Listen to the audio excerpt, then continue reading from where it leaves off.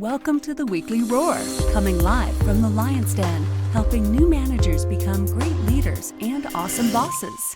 And now, here's your host, Greg Storch. Hey everybody, welcome to the Lion's Den. This is the Weekly Roar. Man, I'm kind of bummed out. It's already time for me to wrap up this leadership series.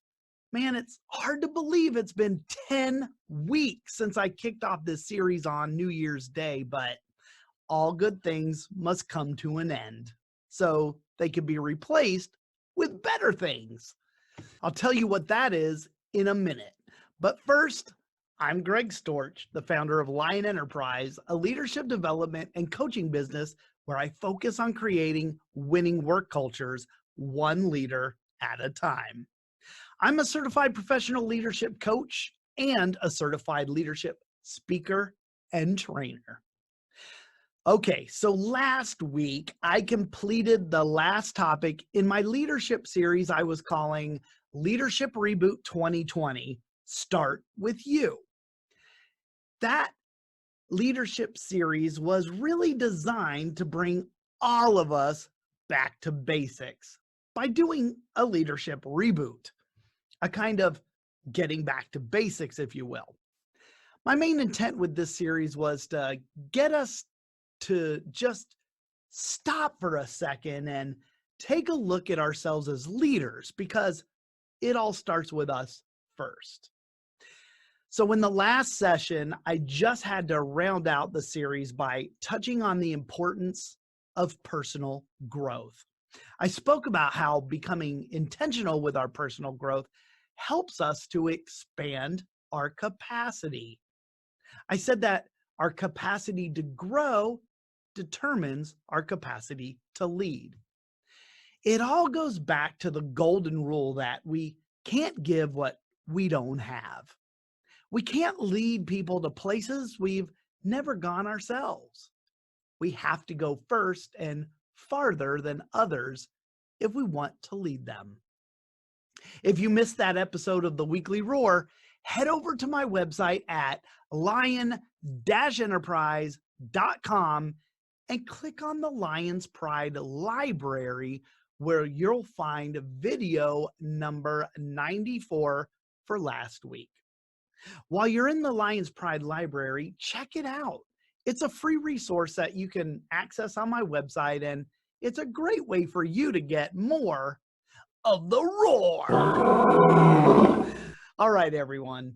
What I want to do today is spend this time with you providing a summary of all of the things that we can focus on within ourselves in order to give ourselves the best chance at reaching our leadership potential. So let's go ahead and get the Weekly Roar underway. What a better way to start things off, but at the beginning. So the first Weekly Roar in this series was dedicated to talking about what is leadership. And in the words of John Maxwell, leadership is influence. Nothing more, nothing less. I was talking about how leadership is about our ability to attract followers and how we do that through influence. So I started off sharing 3 things about influence. The first thing was that everyone influences someone. The second thing was that influence is powerful. We don't always know who we influence or how much we influence. And the third thing that I talked about was the best thing we can do is develop it, because we need others to help us if we want to accomplish anything significant in life. We have a better chance of people helping us if others are willing to help, and that takes some influence. Then I went on to describe how our influence can be developed and matured as we grow as leaders. I mentioned positional leadership and how it doesn't take much influence at all to get people to listen to you. That's a great place to begin as a leader, but it's not a great place for developing our influence. So I mentioned relationship building, and how that can develop real influence as a leader. I also went into how influence expands again, and you gain more experience and have proven results as a leader.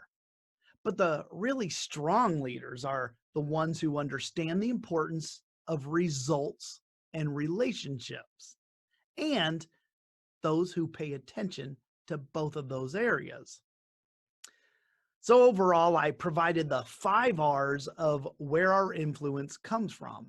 They were rights, relationships, results, reproduction, and respect. Influence is the most important factor a leader can have. In order to achieve any of those R's, we had to understand how to increase our influence, and that's why I covered this one first. So the next week, the next topic was called Get Your Priorities Straight. I spoke about how important it is for us to be able to prioritize tasks to make sure we're focused on the right things. Good leaders think ahead and they prioritize their responsibilities because they understand that their actions impact a lot of people. That's why it's important for us as leaders to get better with this. So I spent some time sharing a few truths about prioritizing. The first of which was that a lot of us tend to overestimate the importance of things, which leads to everything becoming a priority, and that those small, unimportant tasks start to steal time away from doing the important things. The second one was that having to take too much action can lead to not taking any action at all. I shared that this can be cured with a little focus. Focusing on what matters most and letting other things wait. The third thing was how we can sometimes create bigger problems when we give too much attention to the wrong thing or the small stuff. The other thing I did during this episode was to share 5 prioritization principles that were intended to help us make the first things first and not last. Those things were work smarter, not harder. Know what we want. Remember that good is the enemy of best. Switching from a survival to a success mindset. And the last one was that importance always trumps urgent. After this episode, I posted a graphic in the Lion's Den that was designed to help you decide what actions to take depending on urgency and importance. Make sure you grab that for your files. It's still posted in the Lion's Den. Okay, so the third week in my series was called The Importance of Character Building. And I talked about how we establish a solid foundation as a leader. That episode was all about character. I defined our character as a combination of all of our beliefs, our influences, our thoughts, and values that all form our words and our actions. And that really is what people see, what we say and what we do. And that's how they judge our character. I gave you some good news, and that was that character is something we can all work on to improve. I shared that the one biggest benefit to having strong character as a leader is the fact that it helps us to establish trust with others. I also reminded you that people are convinced more by what a leader does than by what a leader says. Words are just words, but actions have meaning, and actions build trust. That led us into 4 areas we can focus on while we work on building our character. I mentioned the first one was for us to be authentic. That can be really hard for some people because it makes them feel vulnerable to showing their flaws. But I'm here to tell you that our followers can relate better to a leader that's more like they are. They can't relate to perfection, so embrace your fallibility. The second thing I talked about was self-management. Now, we all know that the hardest person we'll ever lead is ourselves, but self-management is a way for leaders to ensure that they're making the right choices. By practicing self-management, we establish these character guideposts that help us make better choices, and making better choices contributes to building strong character. Then I mentioned a third thing, and that was, designed to help us focus on building character. And the third thing was humility. Humility gives us the ability to shift our focus away from ourselves and towards others so that we can focus on what's important to them and help them get as far as they can go. That's how humility helps us develop our character. And then the last one was that I talked about was courage. I love that one. When we have the courage to take our followers to places we haven't even gone ourselves, when we doubt our abilities that we're the right person to lead because we don't feel smart enough or strong enough or experienced enough to do it, that's when the courage to push through comes in. And when you become the leader who displays courage during the hardest times, your followers know that you can be counted on and that you won't abandon them when the going gets tough. That was week number 3. And then following in week number 4, I brought up the importance for leaders to be able to create positive change. That one is a big challenge for a lot of leaders because, let's face it, change is hard. Nobody likes it. And that's why it's such a big test of our leadership. During that week, I shared my story of taking over that really big IT contract in DC as the 7th program manager in the first year and a half, and how I had to implement a lot of changes to right that sinking ship. During the weekly roar, I shared a few things that really make leading change difficult. I mentioned how change is hard because people tend to feel awkward with change and they get a little self-conscious because they're being asked to do something they don't normally do. I used the example of trying to write with your non-dominant hand. We all know that's uncomfortable, and we end up switching back to what's comfortable. During that weekly roar, I also said another reason change is hard is because a lot of times we stay focused on all the things that we're going to have to give up as a result of making the change. As leaders, it's important to help people get over that attitude of just holding on to something so tightly that they miss out on the benefits of the change. And then I brought up the fact that people care too much about the opinions of others. And that can also get in the way of us implementing positive changes. But the biggest thing during that weekly roar was the process that I shared, and it was designed to help leaders implement positive change. I'll go ahead and summarize it right now. The first thing was to determine the changes that are needed. Once you do that, you have to plan the work. Once the work has been planned, you got to make sure you're focused on the right priorities. Once you do that, make sure you're keeping your people informed. Make sure those that need to know, know. When I was running the IT program, I always had this saying for people, especially for my managers, and it was, what do I know? Who needs to know it? And have I told them? The fifth thing was slow down and provide information to your followers. Then work the plan. Plan for the worst. You got to expect problems.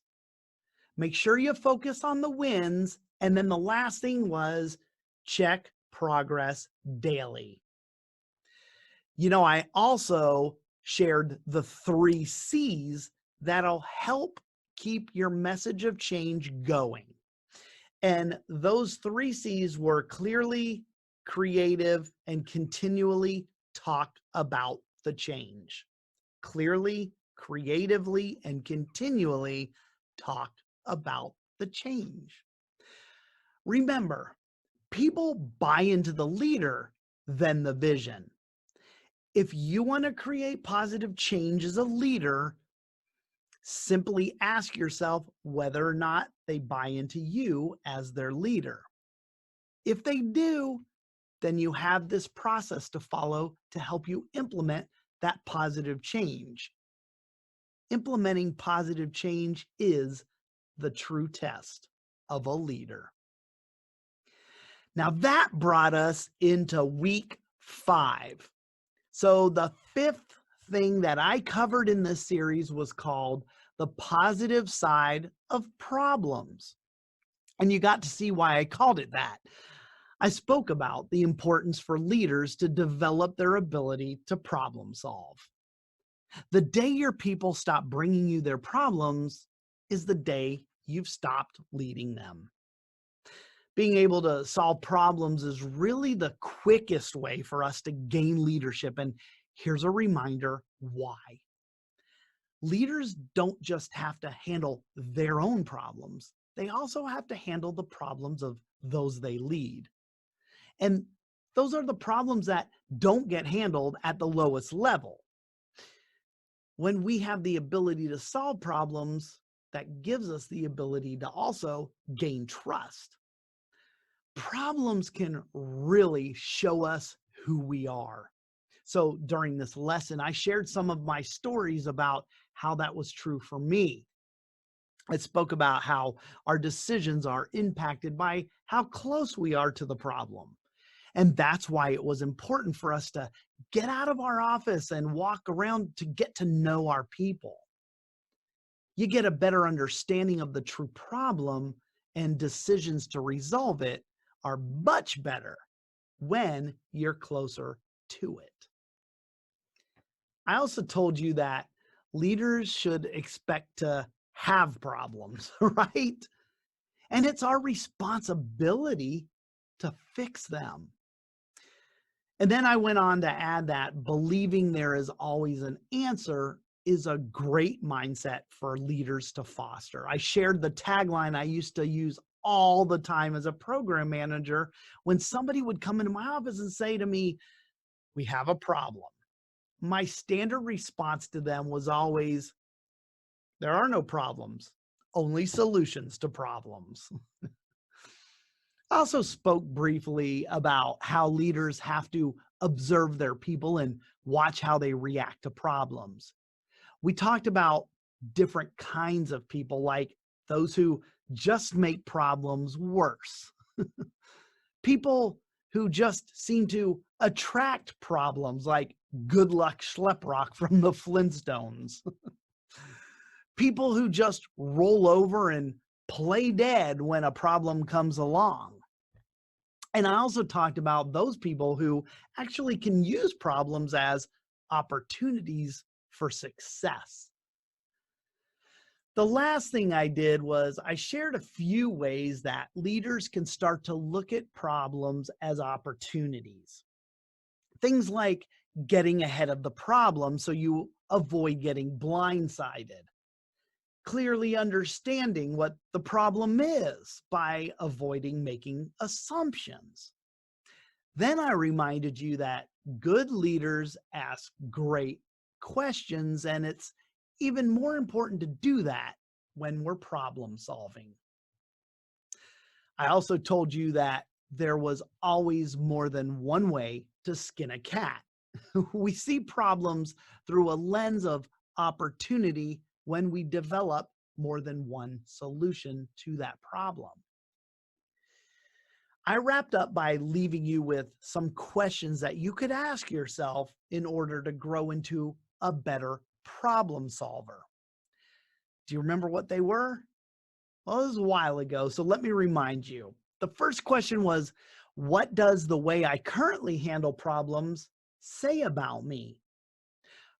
See, I asked that question because problems shape your attitude. Do you see problems as opportunities or inconveniences? The second question I had you ask was, how can I use others as problem solvers? This is where we needed to get good at asking questions to learn more about our team members, brainstorm ideas, and identify multiple solutions to the problem. And then that third question was, what opportunities can I see in the problem I'm facing? When you develop the ability to find opportunities in problems that move you and your organization forward, then you've become a leader who can create positive change. All right, we're cruising through this summary. So we're already at week 6, and I named this episode Character, That Little Extra. Now, this topic was a little shorter than the others were, but it was full of insights nonetheless. We spent the morning discussing attitude and how having a positive attitude as a leader helps us to motivate and inspire our followers. I shared some ways that we could develop and strengthen our attitudes as leaders. The first thing I said was that the first thing we have to do is get rid of the victim mentality, that mindset that tells us we're victims. We're at the mercy of the actions of others. We can get rid of it by not making excuses and modeling the behaviors we want to see in our followers. The second thing I mentioned was to take charge and take action. We have to do the things that need to get done. We have to abandon fear. We can't just know what it is we want. We have to take the necessary actions to get it. The third thing I shared to help us strengthen our attitudes was to quit complaining. Complaining just wears people out, but a positive attitude can help us take charge of our emotions.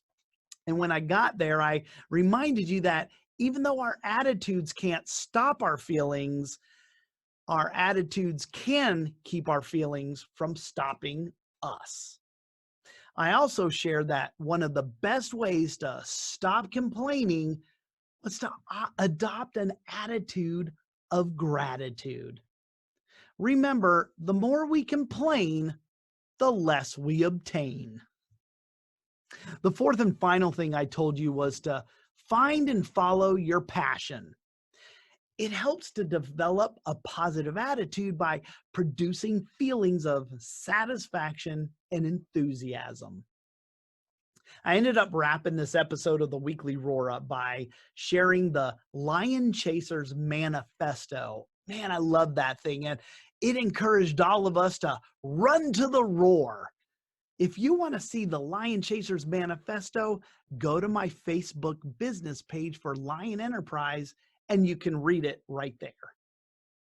Oh yeah, this was also the episode that I threw down the 30-day Do It Now challenge, where I was joined by a group of about 5 other people.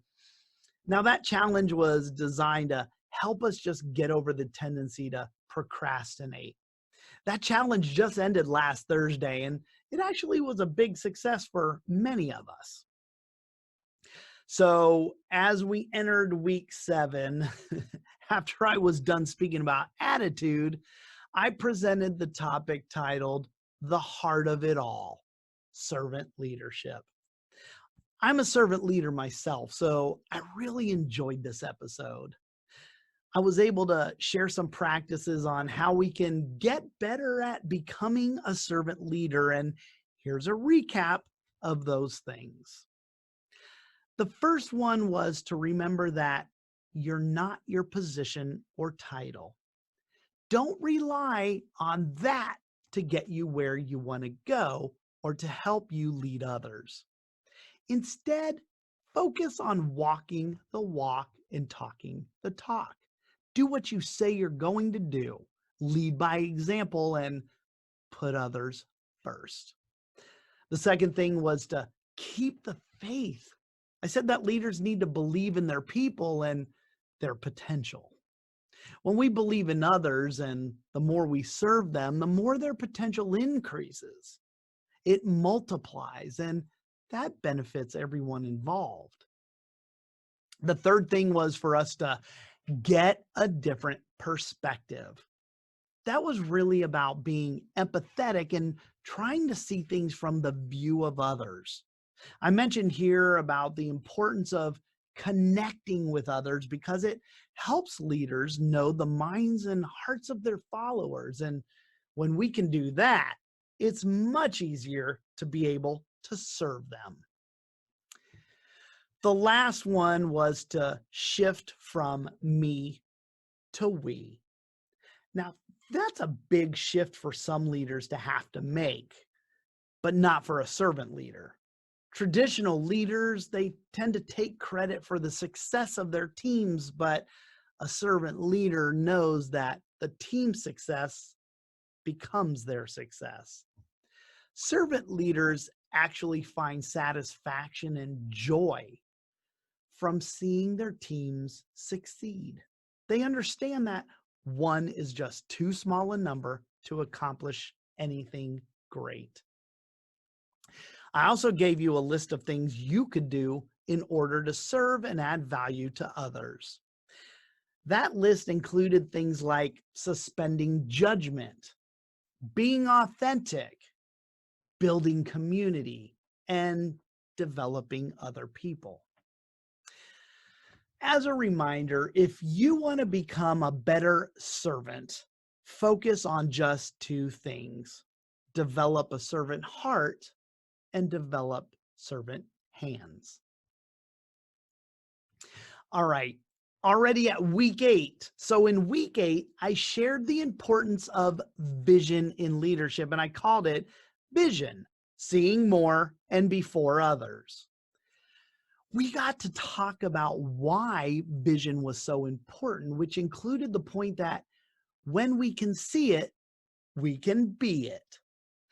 Our followers cue off of us, and so we need to be able to communicate our dreams effectively. I also told you that if we want to have a vision for our leadership, we have to be prepared for it and anticipate it. That's important because we can only see what we're prepared to see. When you look at a field of dandelions, you can either see 100 weeds or 1,000 wishes. During that weekly roar, I gave you 4 suggestions to help you implement your vision. First is exactly that. Look within you. What do you feel?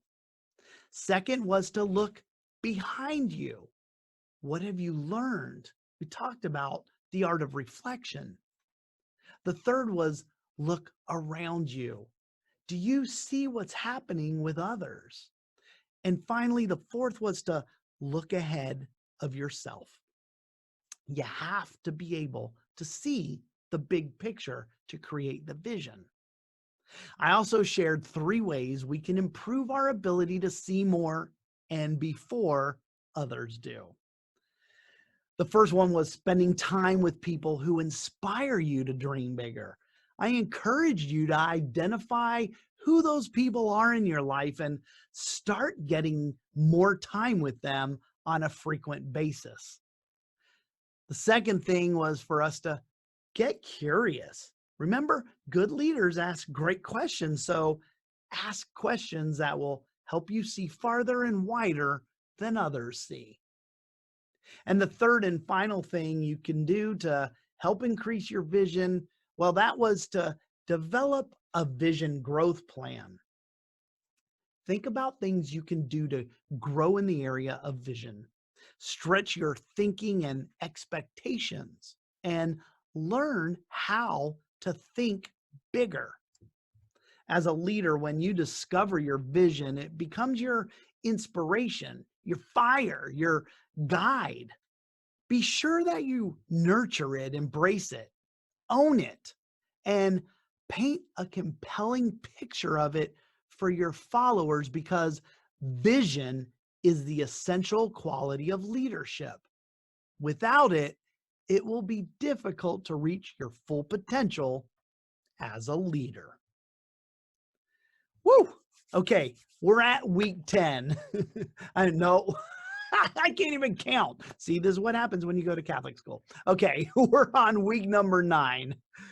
So the week before last, I had to bring up this topic, and the topic was self-discipline and how exercising it was the cost of leading. So I titled that Self-Discipline and Your Success. Self-discipline is what sets us apart as leaders. It's the difference between a successful leader and an unsuccessful one. So in that episode, I shared the truths of self-discipline, and I'm going to recap some of those for you right now. Truth number 1 was that self-discipline helps you conquer yourself. It's what helps you continue to go uphill. If you want to move from having good intentions to getting good results, it's going to take self-discipline. It's what's going to separate just having ideas and talking about what you want to do and actually doing it and getting the results you want. Truth number 2 was that self-discipline is what takes you from being pained to being sustained. Self-discipline is what helps us to sustain our success. Taking the easy way in everything, ironically, leads to creating a life that's difficult. It's the things that are more difficult, the tough challenges we face, and the rigors of constantly trudging up that hill that end up creating the life we all want. So truth number 3 was that self-discipline helps us become deliberate and consistent. See, when you're deliberate and consistent, those are very important keys to forming habits. And our habits are what can make us or break us. Bad thinking results in bad habits, and good thinking results in good habits. What we think determines who we are, and who we are determines what we do. Truth number 4 was that self-discipline is developed daily, not in a day. When we don't develop our discipline, and what happens is we keep a lid on reaching our potential, and it gets in the way of achieving success. So that brought us up to truth number 5, and that was that self-discipline, well, it creates consistency. Being consistent is hard because we don't get to see the rewards of it immediately, but being consistent results in a lot of positive things for us, like helping us to establish a good reputation. It also leads to excellence. That's where I use Tiger Woods as an example of how hitting those golf shots consistently in practice day after day, year after year, was his pathway to excellence in the sport of golf. The last thing I told you was that consistency compounds. The sooner we start and the more consistent we are, the better we become at what we're consistently doing. It just makes sense, right? At the end of the day, self-discipline is what enables us to help ourselves, and that's required before we can ever think about helping others. Now we're at week 10. So finally, just last week, we talked about how to expand your capacity to lead. And it was all about committing to personal growth. Growth matters. And when it comes to leading others, our capacity to grow is an indicator of our capacity to lead. So I spent some time speaking into why growth is so important to us as leaders. And I mentioned that our ability to expand and develop is all dependent on our dedication to personal growth. Then I shared a few reasons why that's true for all of us.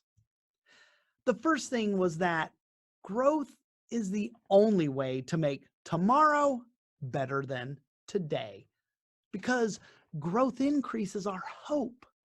Once we choose to believe growth is possible and we commit to pursuing it, hope starts to rise inside of us.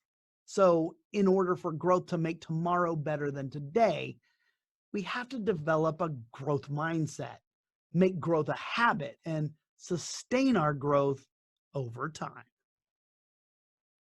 The second reason was because growth results in change. I spoke about how doing the same thing every day will never help us succeed. That growth always requires us to change. If you remember, I also mentioned that it was a process of having to learn, unlearn, and relearn. Then the third thing I shared was because growth is the one thing that will separate success from failure. Remember, if you want to be successful, you can't settle for being average. You have to strive for excellence. Nobody gets excited about average. I mentioned that it was fine to be content with what you have, but it's never okay to be so content with who you are that you stop growing. Remember that when we stop growing, we become average. Finally, the fourth reason was because growth is maximized when it becomes strategic. I spoke to you about my own growth journey over the past 5 years and how I've gone from what is a growth plan to I have a growth plan and here's what it's doing for me. I did that by developing strategies for my personal growth. Strategies are what allow us to achieve specific results. Your personal growth plan is a strategy. So here they are, all wrapped up in a nice little bow, the 10 things that we need to work on in order to make ourselves better leaders first, before we start trying to lead others. Remember, these aren't all one and done things. You have to continue to work on them and grow in these areas. So stay committed to getting better and better at them so you can reach your leadership potential.